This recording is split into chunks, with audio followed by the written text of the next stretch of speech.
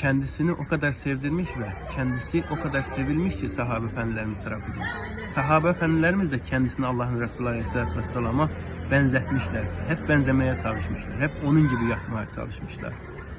Yani çok büyük güzellikler, çok büyük lütuflar vardır Allah'ın Resulü Aleyhisselatü Vesselam'ın hayatında.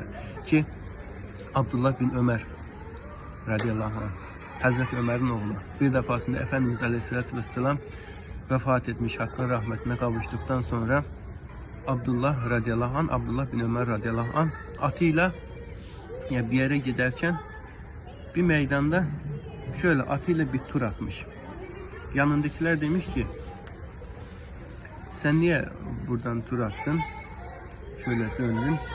Demiş ki bir defasında Allah'ın Resulü Aleyhisselatü Vesselam ile gidiyorduk. Allah'ın Resulü Aleyhisselatü Vesselam şöyle atını çevirdi, şöyle burada tur attı.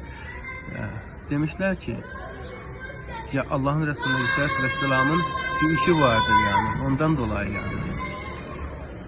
Demiş ki Abdullah bin Ömer radıyallahu anh, sizin o mantığınız size kalsın. Benim bu iki gözüm Allah'ın Resulü Aleyhisselatü Vesselam'dan neyi gördüyse onu yaparım. Tartışmaya gerek yok.